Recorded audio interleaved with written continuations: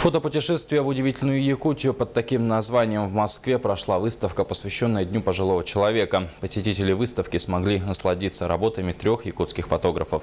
Подробности мероприятия в материале наших корреспондентов. В Московском доме национальностей постоянно проходят культурно-массовые мероприятия региональных общин и землячеств. Сегодня один из залов предоставлен якутянам. Здесь развернулась фотовыставка 3 фотографов-любителей, которых в республике хорошо знают. Это Василий Чуйко, Наталья Семенова и Александр Деркач. Несмотря на то, что в Якутии никто из них не родился, все они считают этот северный край родным, единственным и неповторимым, что, конечно же, выражено в их фотоработах. Сегодня все они на заслуженном отдыхе ведут активный образ жизни. Побывав во многих странах мира, считают Якутию лучшим уголком планеты.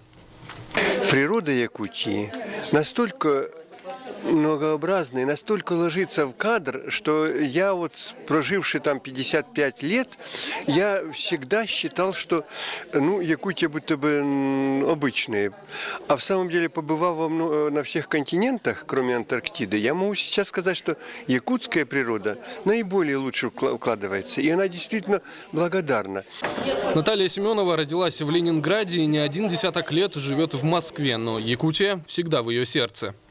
Амган называется Якутской Украиной. Благодатный край совершенно, чистейшая река, там воздух чистейший. То здесь разные работы представлены из разных мест, но это все якутская тема. Подполковник милиции в отставке Александр Иванович Деркач всего 24 года проработал в Якутске, но считает, что лучшей земли просто нет. Мы на любой выставке, проходящей в Москве, в любом городе Российской Федерации, пропагандируем прежде всего Якутию, пропагандируем ее красоту, пропагандируем ее людей, которые на сегодняшний день, с моей точки зрения, занимает одно из ведущих мест в нашей Российской Федерации. Слова благодарности за прекрасное мероприятие авторам высказали гости, друзья, знакомые, тоже выходцы из Якутии. Александр Лысак, Наталья Сазонова, Михаил Кулаков, НВК «Саха», Москва.